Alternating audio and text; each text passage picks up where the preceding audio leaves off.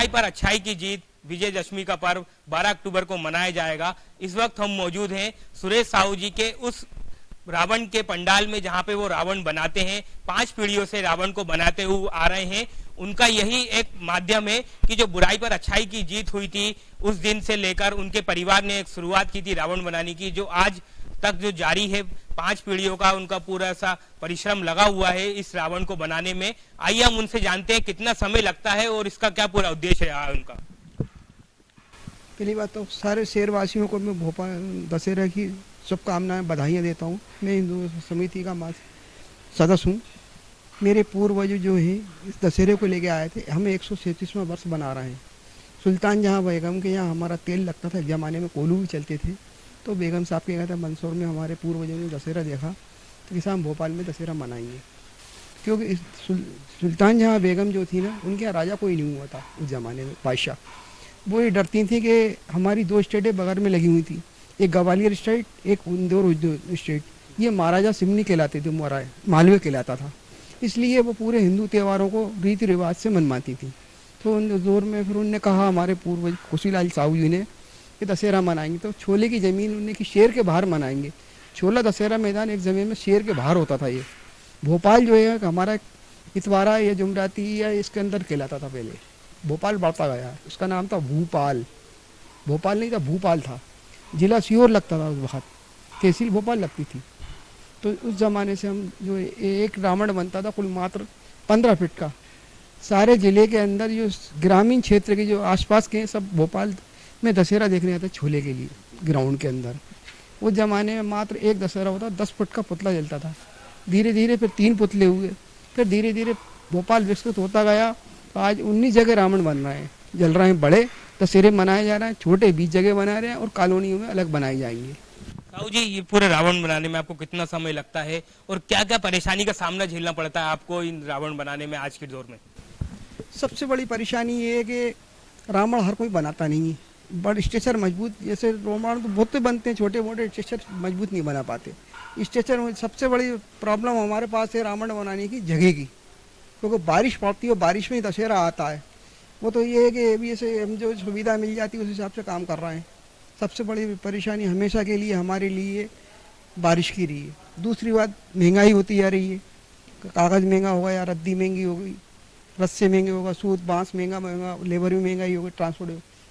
क्या है, समितियों के पास इतना पैसा होता नहीं है कि जिस हिसाब से वो बजट से काम करा सकें, क्योंकि समितियों को अनुदान भी कोरोना के बाद से बहुत कम मिलना हुआ है।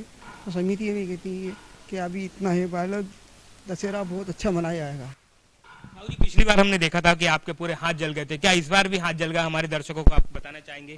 देख सकते हैं कि आप इनका जो हाथ है जलता हुआ आप देख सकते हैं कि बिल्कुल सफेद पड़ गया है। खाल पूरी 3 साल से बता रहे हैं कि पूरी खाल निकली हुई है। इसका इलाज भी नहीं हो पा रहा है, क्योंकि इस तरीके से इनके हाथ जले हुए हैं कि लगातार ये डॉक्टर को दिखाते तो हैं मगर उसका कोई इलाज संभव नहीं है। लगातार ये बताता है कि कितना महत्व माना गया है विजयदशमी पर्व का। बुराई पर अच्छाई की जीत। रावण को मारा था राम ने, क्योंकि रावण ने कई ऐसी बुराइयां थी जिनको समाज में नहीं लोग समझ पा रहे थे। रावण ने कई ऐसी समाज के लिए कई ऐसी घातक जो करे थे काम, उसके जो विपरीत जो राम भगवान ने उनका वध किया था। इसीलिए क्या था कि रावण की इतनी बुराइयां थी। लगातार साहू जी यही बताना चाह रहे हैं कि समाज में जो अभी बुराइयां जो हैं उन बुराइयों को दूर करने के लिए इस रावण का दहन किया जाता है। भोपाल में पिछले 137 वर्षों से इनका परिवार इस काम में जुटा हुआ है। अब इनकी 5वीं पीढ़ी है। हम 5वीं पीढ़ी से भी जानते हैं कि आप अपने पिताजी का काम संभाल रहे हैं, तो आपको कैसा लग रहा है? बहुत अच्छा लग रहा है। कोशिश कर रहे हैं, पूरी मेहनत कर रहे हैं। अभी आप ये रावण बना रहे हैं, अभी आप स्कूल भी पढ़ रहे हैं, तो आपने क्या इस काम को आगे ये संभालेंगे, क्या चलाएंगे पूरे इस काम को? आगे संभालेंगे, पढ़ाई भी करेंगे, जॉब भी करेंगे, पूरी कोशिश रहेगी। अभी जो समाज में जो नशे को लेकर कई अभी जो नशा भी पकड़ा है, तो इन युवाओं को आप क्या संदेश देना चाहेंगे आपके काम के प्रति? नशा नहीं कीजिए, आगे आगे बहुत दिक्कत होती है। वो छोटे बच्चों को कैंसर हो रहा है, खांसी मासी होती है, तो कमजोरी टाइप की हो जाती है। नशा मत कीजिए। मैं कैमरामैन से कहूंगा कि ये दिखाएंगे कि रावण यहाँ पे 35 से 40 यहाँ पे रावण जो बन के रख चुके हैं। और ये 11 तारीख को जाएंगे और 12 तारीख को भोपाल में विजयदशमी पर्व मनाया जाएगा। हम साहू जी से और जानते हैं थोड़ा सा और महत्व इस विजयदशमी पर्व का। सवाल दूसरा ये 121वां वन बना रहे हैं। जिस समय हमने रावण शुरू करा था हमने दशहरा, उस जमाने में छुआछूत बहुत थी। रावण का जुलूस में निकलने के लिए कोई तैयार नहीं होता, रावण बनाने के लिए कोई तैयार नहीं होता था, रावण दल में बैठने के लिए कोई तैयार नहीं होता था। तो इतनी छुआछूत थी उस ज़माने में। हम लोगों ने बड़ी मेहनत करके उसको, हमारे पूर्वजों ने, और कुछ लोगों को शराब पिला के एक स्वरूप बनाना, उनको कि नशे का कुछ करा के या ऐसा करा के लालच दे के उन लोगों को स्वरूप बनाते, रावण दल का स्वरूप तैयार करते थे, फिर रावण दल के लिए लेके चलते थे। एक दो, क्योंकि दशहरा 2 ग्रुप में बांटा गया था हमारा भोपाल का। एक राम दल को दिया गया था, राम दल में बनने के लिए सब तैयार थे, और रावण दल में कोई आने को तैयार नहीं था। तो बड़ा संघर्ष करा हम लोगों ने, और आज तक उस चीज़ को निभाते हम चले आ रहे हैं। साहू जी क्या संदेश देना चाहेंगे आप हमारे चैनल के माध्यम से? भाई देखिए, आज जो हो रहा है जिस तरह से हम रावण की अच्छाई बुराई को देखने जाते हैं। रावण का अहंकार मरा है, रावण नहीं मरा।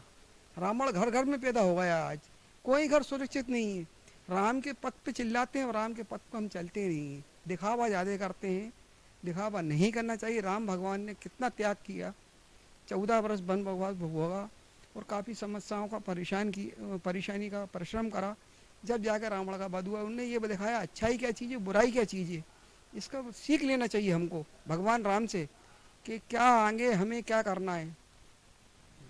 हमारे साथ मौजूद थे सुरेश साहू जी। उन्होंने यही बताया है कि आज भी हर घर घर में रावण है, हमें राम के पथ पर चलना होगा। समाज में जो बुराइयां हैं उनको दूर करना होगा, और जो छुआछूत जैसी बीमारी है उसको भी दूर करना होगा, और हमें इस पर्व को अच्छे से खुशी से मनाना चाहिए। कैमरामैन लखन के साथ धर्मेंद्र साहू, भोपाल।